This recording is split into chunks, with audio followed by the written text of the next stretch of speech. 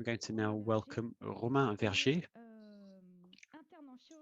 who is a registrar in thoracic surgery in the Toulouse University Hospital. He's a member of the French Society of Thoracic and Cardiovascular Surgery. He's going to present the project by this learned society, which is going to focus again on anatomic pathology. Thank you, Agathe.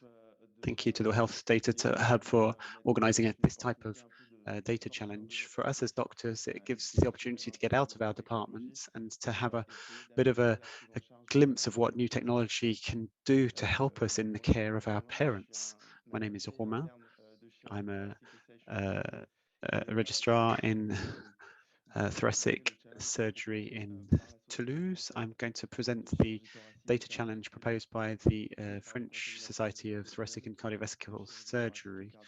And we're going to be talking here about cancers. The challenge is called C+net. It's going to talk about grading and prognosis of certain lung cancers called neuroendocrine tumors. You may know that lung cancer is the leading cause of cancer deaths worldwide. It's a cancer with a very difficult prognosis. The 5-year survival rate is around 30%, and that's for all forms of cancers. There are different types of lung cancers. I've got some horrible names here on the side. Most of them are adenocarcinomas and squamous cell carcinomas. Smaller part are the neuroendocrine tumors. Within the neuroendocrine tumors, there's a lot of diversity because there are some called carcinoids which have good survival rates, and there are some tumors with much nastier prognosis. The large cell neuroendocrine tumors and the small cell and neuroendocrine tumors. And for both of these, the prognosis is very difficult. In medicine, we are very scientific. We classify everything, and so we can bring together homogeneous groups of patients, and then we try to standardize the care for these patients. So here are the different classifications of lung cancers based on size, the presence of cancerous cells in ganglions or metastases. We try to classify these patients in order to offer surgery. That's my area, but there are other types of therapies such as chemotherapy and so on. When we apply a classification of these tumors in terms of these, particularly for these two particularly horrible cancers, there's it depends on the stage of their cancers. When we apply this to neuroendocrine tumors, this doesn't work. We've got statistics around these classifications with some prognoses that are better for late stage rather than early stage diagnosis. So there's a lot of papers around grading and diagnosis. There's a number of papers from anatomic pathologists and oncologists who've been trying to grade or classify these, but none of these methods are really useful on a day-to-day basis in terms of our care of patients. So there's some work within the French Society to use our databases and conventional methods to try to use a classification or grading method that could be used in clinical situations. But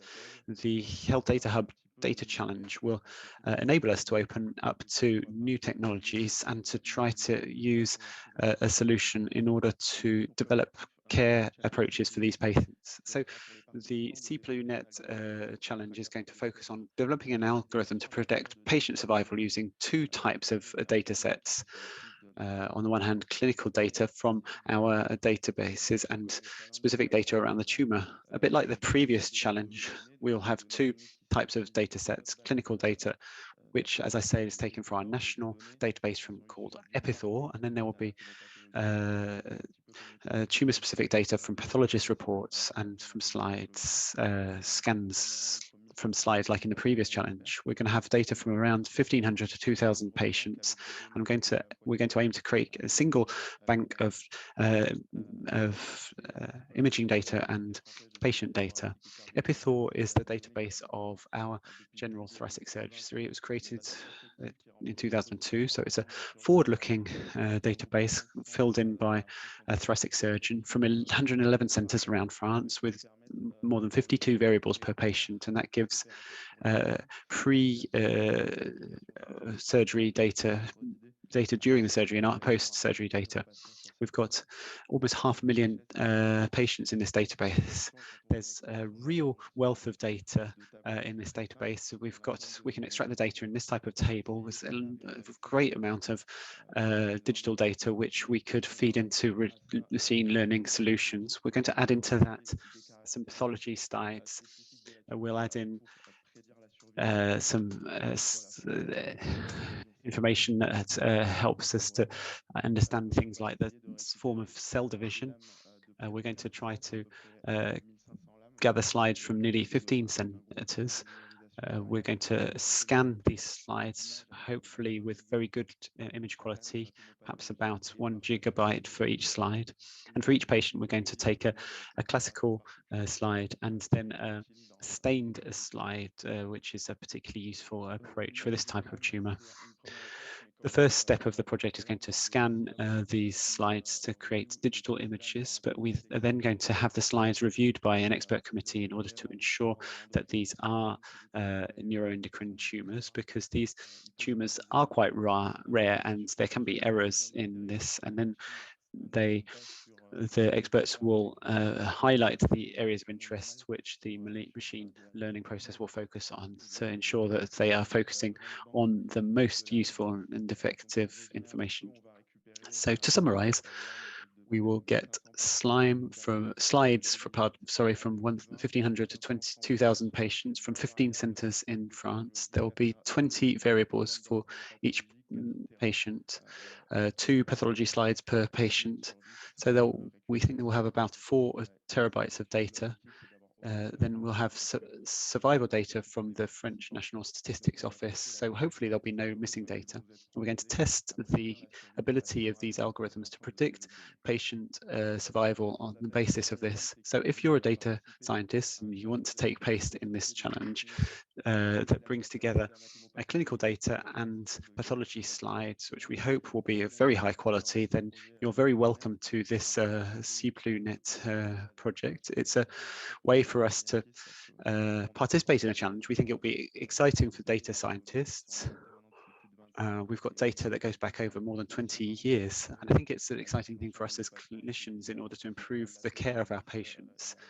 And last but not least, there is a €25,000 prize for the lucky winners of the challenge. A few of the key dates here: the data sets will be created. It's actually started, and we're hoping to finish by the end of this year. The expert committee is going to be put together with pathologists from each centre. We'll hope that they'll carry out their review between mid-autumn and the spring of next year. The challenge will take place between March and May 2023, and a prize giving ceremony will be in June or July next year. So if you're a data scientist from France or elsewhere, we hope you'll be interested by the challenge that is offered by the Society. Thank you very much. Thank you very much, Romain, for this presentation. If there are any questions in the room, please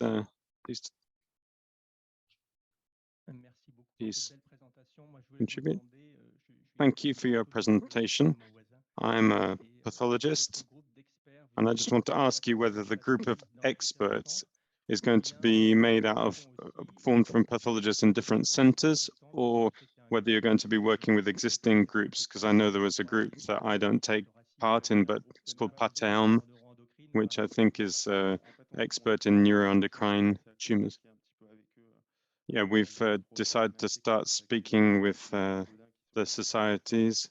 My professor has been in touch with Mr. Bonin, and we need perspective because this is an expertise that we don't have. We're bringing the database, but in terms of evaluation of the slides, that's down to these communities of pathologists who need to be involved. So I think you are involved in a lot of data challenges, and this is something that's very important for machine learning. Thank you. Thank you, Romain. We also have a question that comes from online. Do the samples, learning samples, need to reflect the population of interest? Yes, we will be working hard to ensure that that is the case. The advantage of having a big database is that we can clearly distribute the data sets.